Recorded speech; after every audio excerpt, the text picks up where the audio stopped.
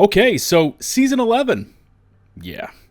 I finished up the first leg of the Manhunt back on Tuesday, and since then, I've just been taking my time with the seasonal reward track.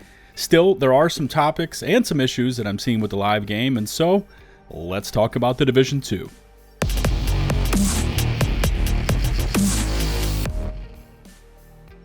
What's going on, everybody? It's LukeTheDuke, and welcome back to the channel. And overall, Season 11 is going about as I expected, and take that whatever way you want to. But I do have some tips, some cautionary words, and a few items I wanted to bring up in today's upload, so let's get into all of it. Alright, so first topic for today is this current Manhunt formula. Are you enjoying it? Is it stale? Definitely sound off in the comments section below. Taking out chunks on Tuesday was really pretty easy, and it got me thinking about our previous manhunts and these seasons when we used to have them. Of course, the first set of rogue targets that we had was during WONI, and those were set and unleashed on us by Keener. But I went and found this over on the Division fandom. I'll link this in the video description below. But Season 1, which was actually the second manhunt technically, but Season 1 was Shadow Tide. We took on Jupiter, Neptune, Mercury, Venus, and Saturn. Probably mispronounced that. That one had some interesting mechanics in it. Season 2 was Keener's Legacy. In case you guys remember that one, that was Hornet, Termite, Luna, Huntsman, and then Titan. That was kind of fun. Season 3, Concealed Agenda. This is the one that we actually went after the leader of the BTSU, Barton Schaefer, and we took on Shade, Wraith, Dusk, and Belfry. I actually kind of enjoyed Season 3, especially Barton Schaefer. I think he's going to factor in quite a bit to our upcoming story with Season 11. Anyway, Season 4 was End of Watch. Of course, that was Faye Lau. This was the end of 2020. We took on Viper, Kestrel, Magnus, and Circe. And then all of a sudden the comms went dark over there. In case I'm just going to read down this list again. Season 5 was Shadow Tide, which was a rerun of Season 1. Season 6 was Concealed Agenda, which was a rerun of Season 3. Season 7 was End of Watch, which was a rerun of Season 4.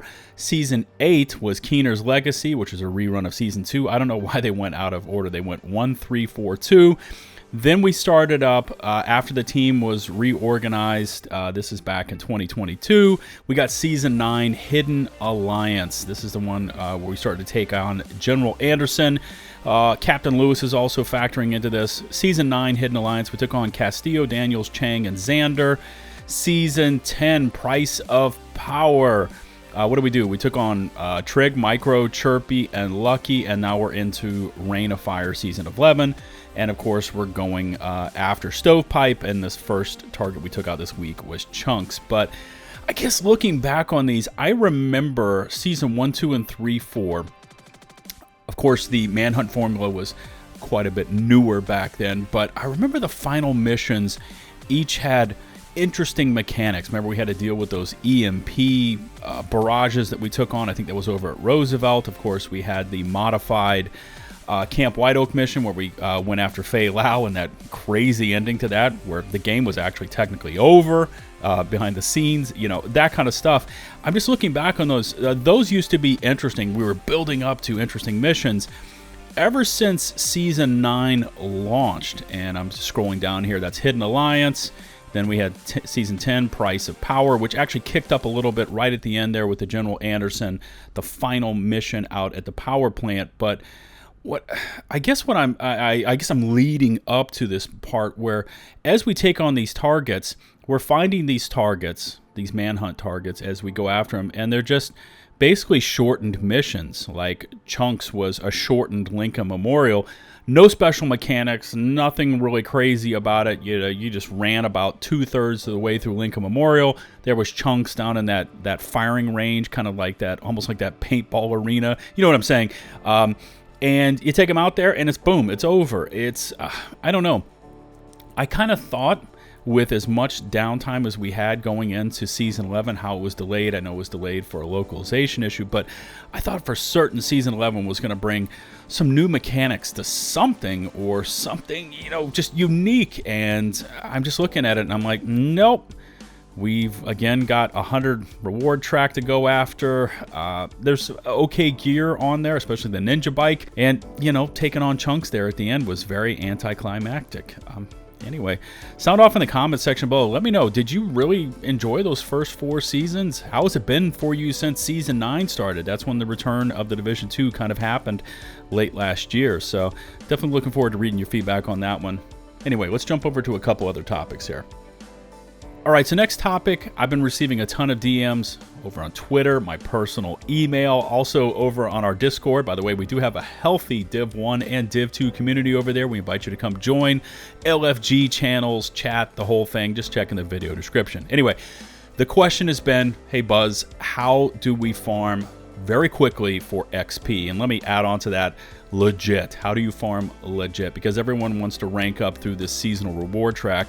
And they don't want to pay $10 per 10 levels to do so, which I'm still shocked that that exists from the get-go on this current reward track. Probably easiest way is what you see me doing in this video. Just set your world tier to a difficulty that you're comfortable with, slap on whatever build you want, and go farm resource convoys. You see me here on challenge difficulty. I think I have 3 directives on. It's comfortable for me.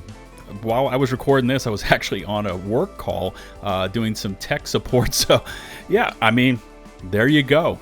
Basically, you run over to the resource convoys. There's 4 targets. Drop them. Learn where the spawn doors are. There should be a second wave of like 3 or 4. I think normally it's 3.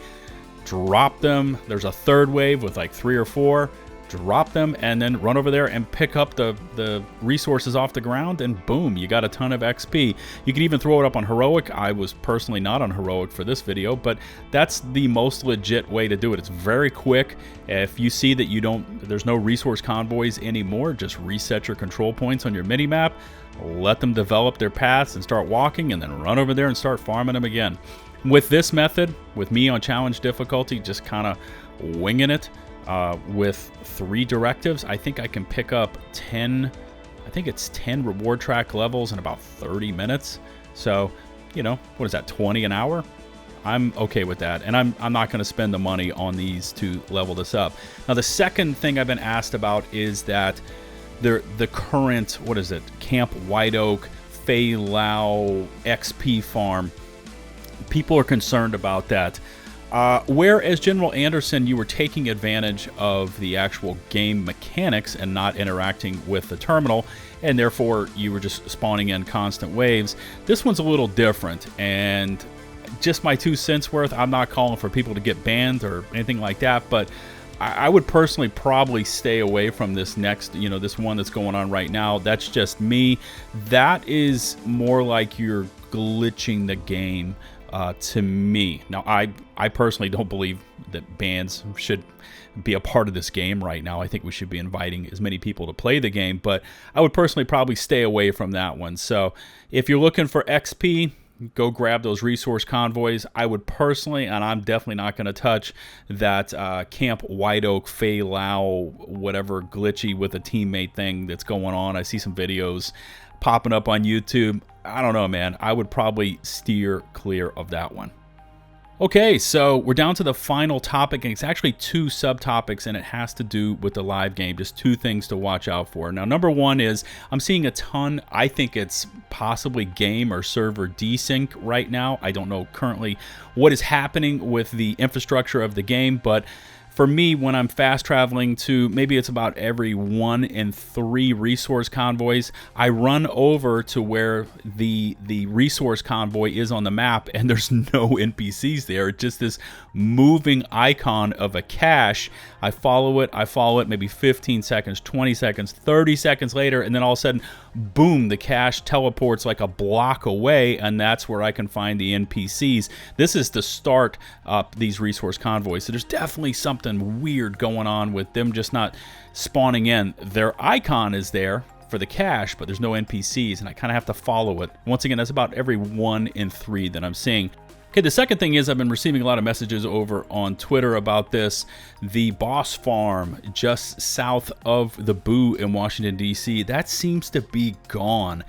I don't know what has happened. Maybe as the game has become older and older and become more bloated, they've started to nix certain things in it, but I'm not seeing any of these roaming bosses just south of the Boo. I know there used to be one right over by DUA as well, just south of District Union, or southwest of it. You could run into that little, I think it's the postal building or whatever it is right there, kind of cut through it, and there was a courtyard there where you could sometimes find an open world boss. I'm not seeing one there either. So I don't know if they've gone to just a completely random spawn now around the open world, kind of like they did in Woney, where you could only find like basically one open world boss at a time. I don't know if they've gone to that, but definitely can confirm that the open world bosses just south of the Boo are gone. Okay, so we probably reached a good point to end this one for today. Definitely sound off in the comment section below. Where do you fall on these seasons and these current manhunt formulas?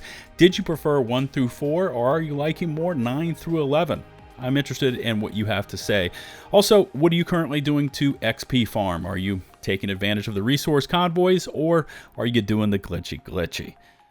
Remember to smash that big, beautiful subscribe button and ring the notifications bell to receive all my latest upload alerts. If you could take a few seconds more to rate and or share this video, that would be greatly appreciated. Remember, you can find and follow me over on Twitch, Twitter, and of course, in my open community Discord server, links to all of which can be found in the video description and pinned comments below. Until the next one, this is LukeTheDuke, signing off.